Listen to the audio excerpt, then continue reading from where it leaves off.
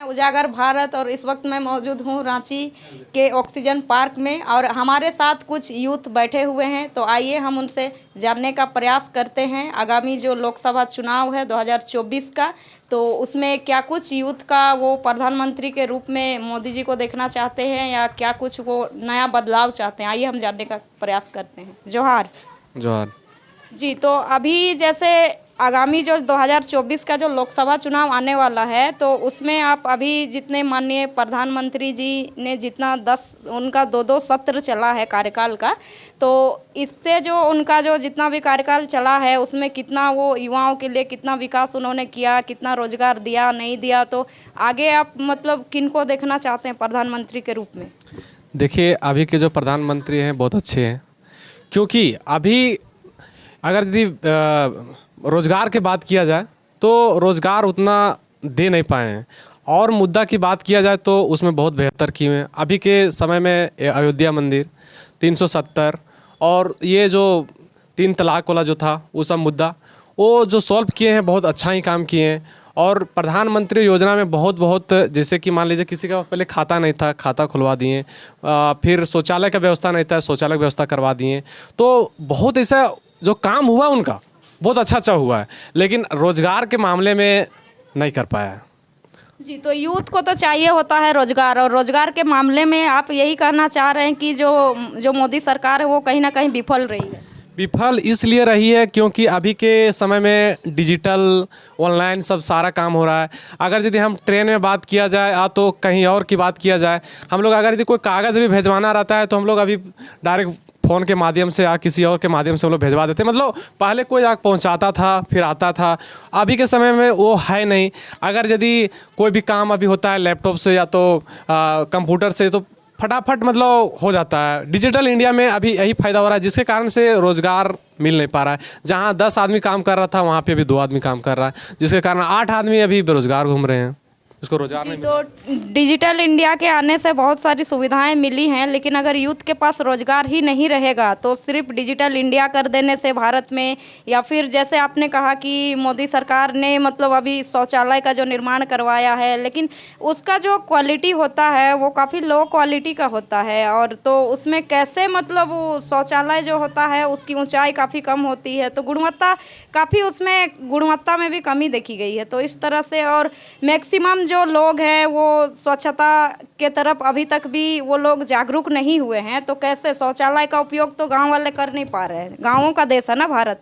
देखिए, अगर शौचालय की बात किया जाए तो ऑल इंडिया में अगर हर किसी को शौचालय दे दिया जाए तो इस तरह फिर भारत बिक जाएगा ना। तो वो क्या है ना कि अच्छा मतलब उतना भी ख़राब नहीं दे रहा ना, उतना अच्छा भी दे रहा है, मतलब मीडियम में दे रहा है। अगर आपको कुछ कॉस्ट अपने से लगा कर बना लेते हैं, जैसे क्या है ना कि आपको अवेयर कर रहा है। अवेयर इसलिए कर रहा है कि आप जो खुले में जा रहे हैं वो आप इसमें अगर यदि आपको धीरे धीरे जैसे आदत लग जाता है ना, तो आप धीरे धीरे खुद अपने बना सकते हैं। अगर यदि सब मोदी ही कर देगा, यानी सरकार ही कर देगा, तो फिर युवा घर में बैठ के तो ताशा और गेम खेलने लगेगा। ये भी सबसे बड़ी बात है। जी, तो आप यही कह रहे हैं कि मतलब खुद भी जागरूक होना होगा और खुद से भी जो हो सके उसके लिए स्वच्छता के लिए पहल खुद भी करना होगा। और स्वच्छ भारत अभियान भी चलाया था, तो ये काफ़ी अच्छा हमारे भारत देश के लिए अभियान रहा है। तो आने वाले समय में जो चुनाव होंगे तो उसमें आप मतलब क्या कुछ उम्मीदें रख रहे हैं कि आगे क्या रोजगार के लिए सही रहेगा या फिर कैसे क्या रोजगार आएगा? एक सबसे बड़ी मुद्दा है कि अगर यदि अभी तो समय में देख रहे हैं कि जनसंख्या भारत में सबसे ज़्यादा, विश्व में सबसे ज़्यादा अगर बात किया जाए तो चीन पहले था, अब भारत हो गया। तो इसको कम करने के लिए अगर यदि देखिए आप तो शादी 18 साल 21 साल अभी तो है ना, ये चल रहा है। तो वो क्या है ना कि अच्छा से ना एजुकेशन ले पाते हैं, ना अच्छा से उनको कुछ मतलब जिस तरह से अभी समय में मिलना चाहिए वो नहीं मिल पाता है। तो अभी के समय में अगर यदि कोई भी शादी होता है, और लड़का हो या लड़की, ये नहीं देखना चाहिए कि लड़का हो तो फिर हमको लड़की चाहिए ना, लड़की हो तो लड़की ही रखिए, लड़का हो तो लड़का ही रखिए, एक रखिए, 2 भी नहीं चाहिए। अगर 2 हम रखते हैं ना तो फिर भी हम बर्बाद हो जाएंगे। एक से ज़्यादा नहीं रखना चाहिए, लड़की हो या लड़का, तभी हमारा देश अभी जो सबसे ज़्यादा जैसे बेरोजगार का बात किया जाए तो यही कारण है। अगर दूसरा देश में जाते हैं तो वहाँ जनसंख्या बहुत कम है, क्योंकि हमारा देश गर्मीला क्षेत्र है, यहाँ बच्चा ज़्यादा पैदा लेते हैं। और दूसरा देश में देखते हैं ठंडा है या बहुत है, उसमें ज़्यादा बच्चा बहुत कम ही पैदा लेते हैं, जिसके कारण वो संतुष्ट है और आराम से मतलब खा पी के जी रहे हैं, मस्त जी रहे हैं। हम लोग अपना देश में खुद घूम नहीं सकते हैं, यानी हम लोग पास कोस्ट नहीं घूमने के लिए। और दूसरा विदेशी, आप विदेशी अगर देखते हैं आते हैं, कोई बच्चा लेकर आता है, अभी तक हम विदेशी जितना भी देखे हैं, मुंबई गए, दिल्ली गए, महाराष्ट्र गए, जहाँ भी गए हम, है ना, एक विदेशी एक बच्चा लेके नहीं आता है। तो आप मतलब जो जनसंख्या नियंत्रण पर सरकार अब कानून भी लाने जा रही है, तो आप यही कह रहे हैं कि ये सही मतलब कानून ऐसा अगर बन जाता भारत में तो कहीं ना कहीं जनसंख्या का जो नियंत्रण है ये हो पाएगा। हाँ, देखिए, लड़का हो या लड़की, ये नहीं देखिए हमको लड़की हुआ तो हमको फिर लड़का चाहिए। अगर यदि आप इसको कंट्रोल कर लेते हैं, शादी हुआ, एक बच्चा रखिए, उसको अच्छा से एजुकेशन दीजिए, अच्छा से पढ़ाइए, उसको अच्छा फेसेस, हर चीज़ उसको फैसिलिटी, और हर चीज़ अभी के समय में देखिए हम लोग को जीने के लिए क्या चाहिए, खाना, पानी, ऑक्सीजन। खाना कितना चाहिए, आधा केजी एक दिन जीने के लिए। पानी कितना चाहिए, पानी चाहिए 5-6 लीटर एक दिन के लिए। और खाना की बात किया जाए तो ऑक्सीजन की बात किया तो ऑक्सीजन हम लोग के लिए एक दिन में 17.5 केजी ऑक्सीजन चाहिए। तो इसके कारण से देखते हैं कि अभी के सबसे ज़्यादा भारत सरकार पेड़ काट रही है। पेड़ काटने की बात की सबसे ज़्यादा भारत सरकार काटती है, और उससे अन्य अन्य प्रकार के काम कर रहे हैं, और पेड़ लगाने वाला काम हो नहीं रहा है, जिसके कारण से अन्य अन्य बीमारी, अभी कोरोना वायरस के कारण आप सुनते होंगे कि कितना ऑक्सीजन के कारण मर गए। तो ये जो हमारा देश में है, देखिए अभी जनसंख्या बढ़ा है तो क्या है कि हम घर बनाने के लिए पेड़ काटेंगे या गिट्टी लाएंगे। गिट्टी कहाँ से लाएंगे, पत्थर, पहाड़ को हम तोड़ के उससे फिर निकालेंगे पत्थर, उससे करेंगे सीमेंट। उसकी किससे बनता है, पत्थर से बनता है। तो हम बड़े बड़े जो चट्टाने हैं, बड़े बड़े जो पहाड़ हैं, उसको हम क्या कर रहे हैं, तोड़ दे रहे हैं। बड़े बड़े पेड़ हैं उसको काट दे रहे हैं, और अन्य अन्य प्रकार के पृथ्वी से हम जैसे कि कोयला निकाल दे रहे हैं। वहाँ पे कोयला निकल रहा है, और झरिया में आप जाइए, झारखंड में है झरिया, धनबाद, आप देखिए कोयला में आग लग गया है, और झारखंड केंद्र सरकार वहाँ से कोयला निकाल के ले जा रहा है।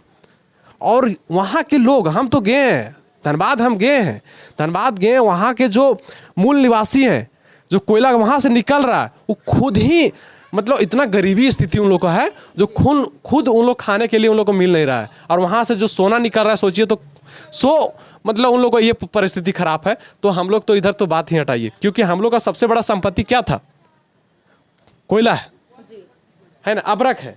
हमारे झारखंड राज्य में हर खनिज भरा हुआ है, और हर प्रकार से वहाँ निकल रहा है, लेकिन हम लोग के लिए उपयोग नहीं हो जा रहा है, वो अन्य राज्य में भेजा जा रहा है। जिसके कारण से यहाँ के, जैसे बात की कि हम वहाँ के हम झरिया गए थे, तो वहाँ के लोग वहाँ खाने के लिए मर रहे हैं। जी, मैं यहाँ आपको टोकना चाहूँगी, जैसे कोयला का जो कोयलरी जो एरिया होता है, तो इसमें कहीं ना कहीं प्रदूषण भी बहुत ज़्यादा बढ़ रहा है। तो उसमें जो प्रदूषण के जो शिकार हो रहे हैं, तो वहाँ के जो स्थानीय लोग हैं वो हो रहे हैं। तो और इसका तो लाभ है पूरा देश ही ले रहा है। तो प्रदूषण के लिए भी, प्रदूषण नियंत्रण के लिए सरकार को और मतलब जो है ठोस कदम उठाने चाहिए।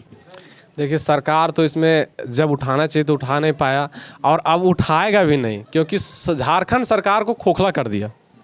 झारखंड सरकार भी खोखला हो गया है।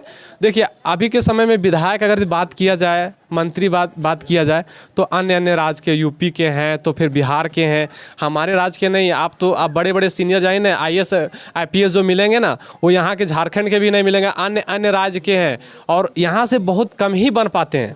जिसका क्या कारण है, यही ना कि एजुकेशन अच्छा से नहीं मिल पा रहा है। अगर यदि हम हजारीबाग के खुद निवासी हैं, और हम खुद, मेरा हजारीबाग में जहाँ मेन टाउन वहाँ घर नहीं है, बिहार के आदमी वहाँ घर बनाया है, और खुद वहाँ बसा है, और खुद उसके हमारा आते हैं, उसके खुद हम गुलामी करते हैं, बोलता है मंथली हो गया पैसा दो। सोच सकते हैं कि हम हजारीबाग के हैं। अगर यदि आप रांची के हैं, और आप रांची में किसी दूसरे घर में, अगर रांची में है तो आप थोड़े ना कि हम शहर में हैं, सो अलग गांव में है कहीं है, तो आप रांची में रह रहे हैं तो किसी दूसरे के घर में रह रहे हैं, तो यूपी मिलेगा आपको, फिर मिलेगा बिहार के मिलेगा, वो सब आके यहाँ पे घर बना लिया, उसके अंडर में हम लोग रहना पड़ता है।